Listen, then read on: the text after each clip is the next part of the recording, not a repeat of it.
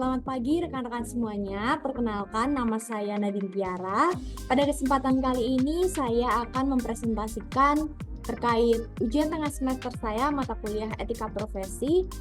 Dan sebelumnya saya ingin berterima kasih kepada dosen pengampu saya, yaitu Ibu Vika Febri Mulyati Eskom Mkom selaku dosen pengampu mata kuliah Etika Profesi.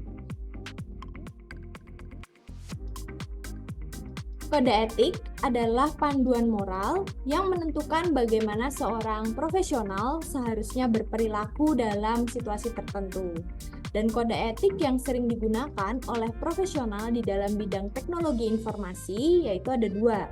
Yang pertama ACM atau Association of Computing Machinery, dan yang kedua ada IEEE atau Institute of Electrical and Electronic Engineering. Kode etik profesional teknologi informasi terdiri dari 6 bagian. Yang pertama ada kepentingan publik, yaitu tanggung jawab kepada publik.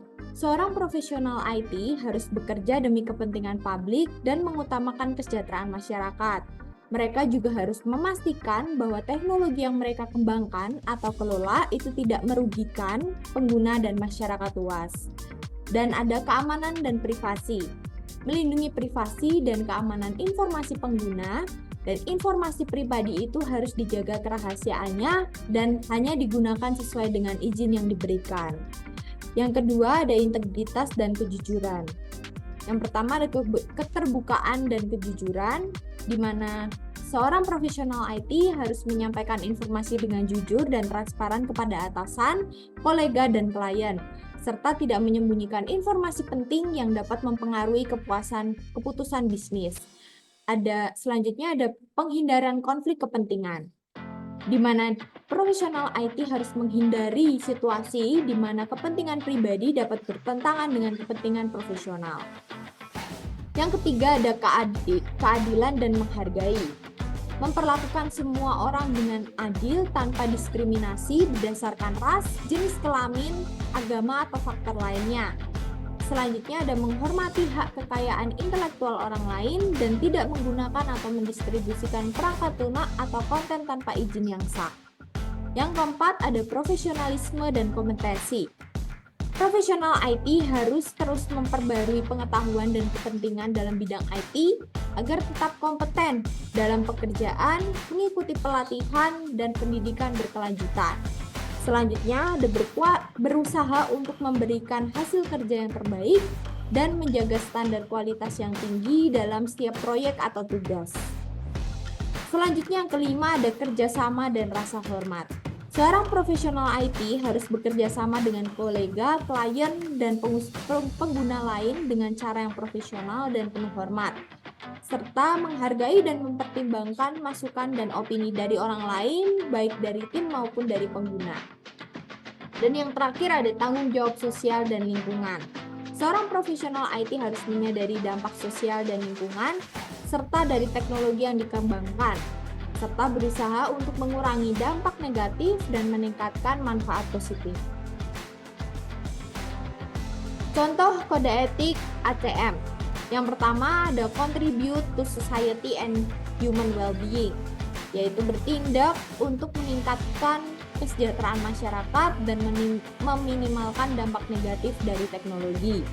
Yang kedua ada avoid harm to others, yaitu berusaha untuk tidak membahayakan orang lain melalui tindakan atau kelalaian. Yang ketiga ada be honest and trustworthy, atau menjaga kejujuran dan dapat dipercaya dalam semua aspek profesional. Yang keempat ada be fair and take action not to discriminate, ya artinya bertindak secara adil dan menghindari diskriminasi dalam bentuk apapun. Dan yang terakhir ada honor confidentially, artinya menghormati dan melindungi informasi rahasia dan pribadi. Lalu ada contoh kode etik IEEE. Yang pertama, to accept responsibility in making decision consistent with the safety, health, and welfare of the public.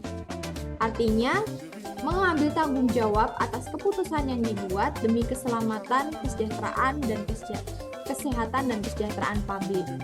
Yang kedua, ada to avoid real or perceive conflict of interest whenever possible. Yang artinya menghindari konflik kepentingan baik yang nyata maupun yang tidak terlihat. Yang ketiga ada to be honest and realistic in stating claims or estimates based on available data.